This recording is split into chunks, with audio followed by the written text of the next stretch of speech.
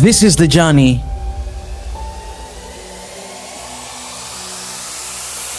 to one Africa.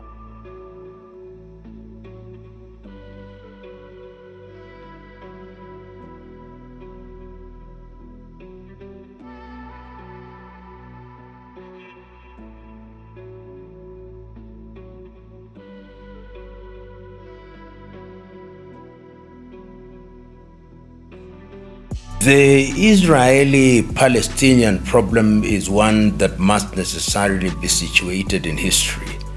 Since the creation of Israel in 1948, we have always had the agitation from the Palestinians that what ought to have happened at that time was the creation of two states, but that did not happen.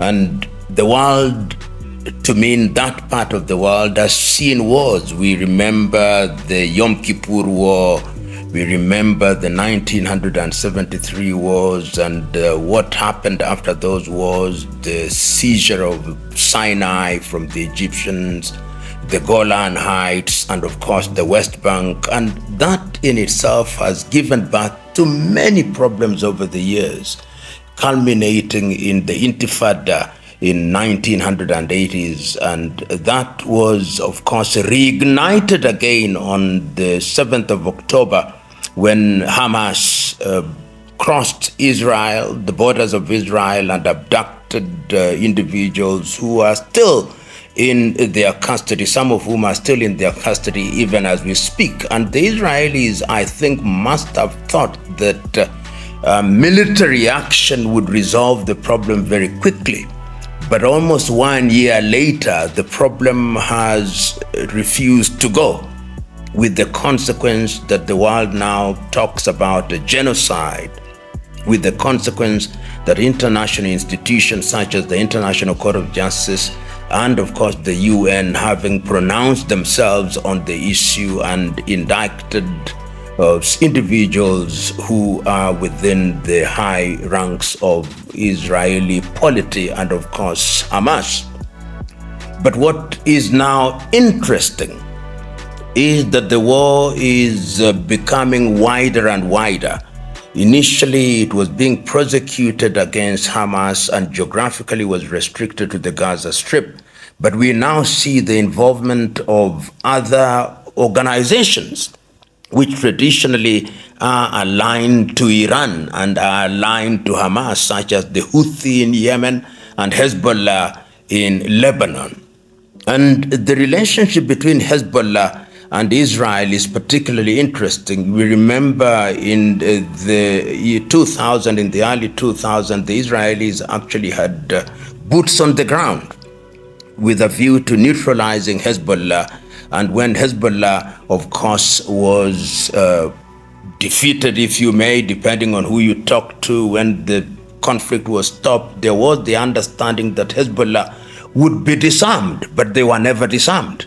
And they have become an important political player in the Lebanon polity, such that they are in parliament in Lebanon, they are stronger than the regular Lebanese army, and some hold the view that they are also a proxy for the Iranians who have vowed that Israel must be wiped off the face of the earth. And as we know now, immediately after the Gaza problem erupted, they said that they would ensure that the Israelis withdraw and they themselves are on a war footing. What has happened in the recent past, which has now escalated into what is essentially a full-scale war, coupled with the pager explosions and the elimination of high-ranking officials, is now opening a completely new chapter. Because when you listen to the Israeli general, they don't want boots on the ground. But we have now seen that quite a number of military targets are being raided by the Israelis.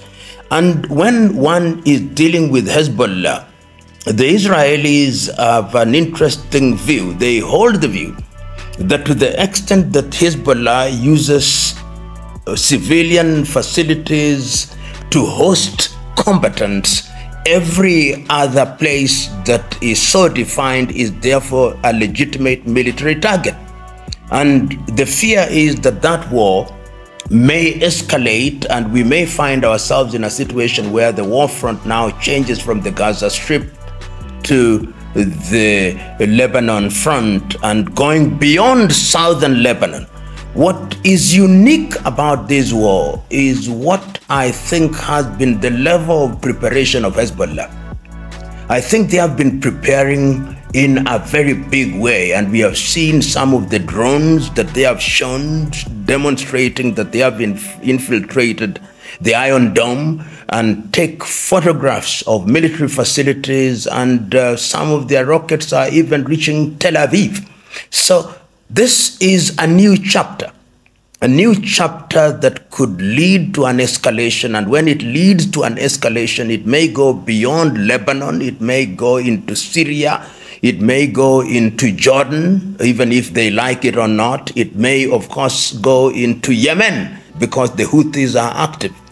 And that in itself may involve Iran, and one does not know how the allies of Israel in Europe and, of course, the United States of America will be involved. So we are dealing with a powder keg, and it is something that one cannot speculate too much about, but one can say that the ground is changing on a daily basis, and that this is going to be something that, if not mediated in a peaceful manner, may lead to a long-term war in that part of the world. Let it not be lost on us that we have seen shuttle diplomacy by the Americans and the Egyptians and the Qataris, but it appears that diplomacy is not moving the needle in any one way.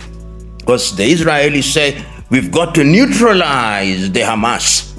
And I think they are now saying we also have to neutralize Hezbollah, and we also have to neutralize the Houthis. But history has taught us that neutralizing non-conventional armies which operate on the fundamentals of guerrilla warfare is not an easy thing. So the world finds itself between the devil and the deep blue sea. Oh, you know, it's amazing what we are seeing today. I know, for example, of course, the Israelis have not admitted that they were responsible, but it tells you that how a supply chain can be infiltrated through the setting up, as some are saying, of companies which then infiltrate your system, supply you with goods which are themselves loaded with explosives. It tells you that the face of war is changing, that your phone can be a weapon, that the drones as we know them are already weapons. So the face of war is changing in a very dramatic way. And with artificial intelligence, one can imagine what is going to happen on a daily basis. Remember that the military has been the place where new technology is incubated, and the Israelis, using the Mossad, are always ahead of the game in this regard, because they always have their guard up, because for them it is a war for survival. And the theater of war in the Middle East is demonstrating that indeed the face of war is changing, and technology is the new weapon which will be used in a very effective and destructive manner. You know, the situation in the Middle East has always been complex. Complex in the sense that the Israelis, since their creation, has always fought for their survival. And in the knowledge that they are supported by the United States of America and, of course, quite a number of European countries. And there are those within the Palestinian space who are also supported by countries such as Iran. Iran has come out quite clearly, particularly since the 1979 revolution that brought the clerics into power. And their pronouncement has been very clear. And pronouncement is clear in the sense that Iran also sees itself as the country that has the duty to spread Islam of the Shia kind in that part of the world. And this, in some ways, is also a proxy war turning into a proxy war, where the Iranians, knowing as they do that they don't want to face the United States of America and the West in a theater of war, may very well be using this organization such as the Houthis or the Hezbollah and Hamas in order to carry out their agenda, whatever it is, against the Israelis. So holding all factors constant, I don't think anybody has the appetite for direct confrontation. The Americans and the Europeans don't have the appetite for confrontation. And of course, the Iranians also don't have the appetite for confrontation. So they'll use proxies and a lot of what one may describe as saber rattling so that they don't confront each other. But war, sometimes, as we say in Kiswahili, has no eyes. It takes only one small mistake and the world could find itself in a situation where the confrontation is direct and deadly, and nobody can predict how that can and will pan out if it ever occurs. But the players know. When you see shuttle diplomacy, it is a statement that people are afraid. No matter how strong they feel, they know that nobody can quite predict the outcome of war and its impact on those who survive it. All wars end with peace. And the history of the world has taught us throughout the ages and in the more recent past, with the creation of the League of Nations and its collapse and the creation of the United Nations in 1945 after the end of the Second World War, it was thought that the UN would be the body that would be in the forefront of dealing with such matters. But we have seen in the war in the Middle East that attempts by the Secretary General of the UN, Antonio Guterres, have not yielded any fruits. We have seen that even intervention by the International Court of Justice, which was moved by South Africa, has not yielded any results. What we are seeing is a world where there are countries which have now made the decision that we are not going to respect any injunction from international bodies. So you find a UN that is neutralized and neutered, and you find a United Nations, or rather United States of America, which is becoming more and more unilateral in its actions and therefore is no longer a respecter of the decisions of the UN unless those decisions are in its favor.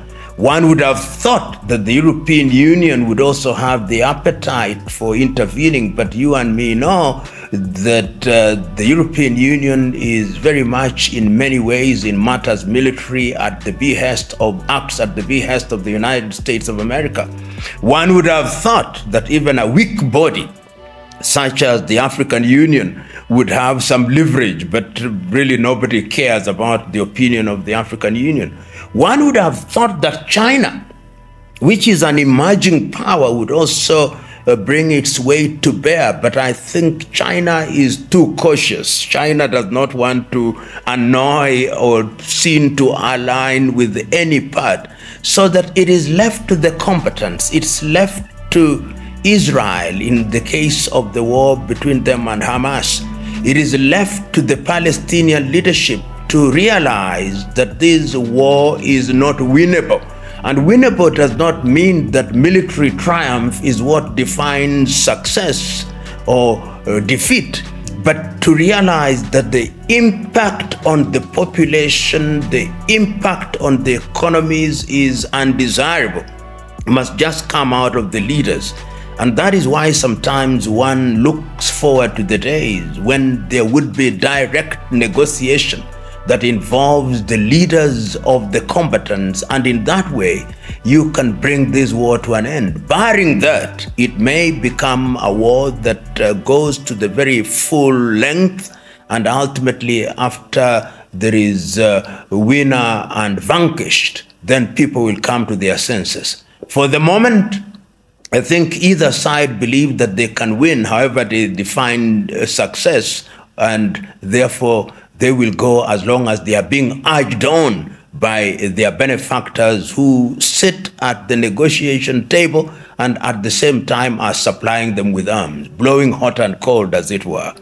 A tragic situation when bodies such as the UN are neutered and are no longer useful in mediating peace, the very reason why it was created.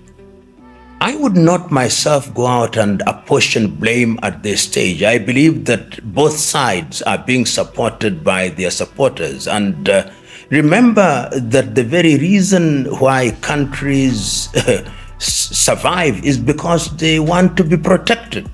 So the United States of America also defines its interests, and it's asking herself, what is in the best interest of the United States of America? And I think from American policymakers, their support for the state of Israel has geopolitical significance. And for that reason, they'll do that which is in their best interest. So one can blame them all they want, but they have defined their interests and they are pursuing their interests because they think that that is what is in their best interest.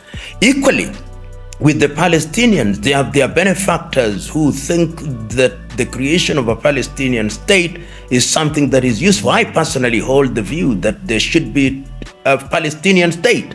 In fact, after the Oslo Accords, one would have thought that at that time we would move towards the creation of a two states as the solution to the problem. But all of us now know that the Oslo Accords were honored in breach and that the problem has become much more complex. So apportioning blame is something that we must be very slow to do.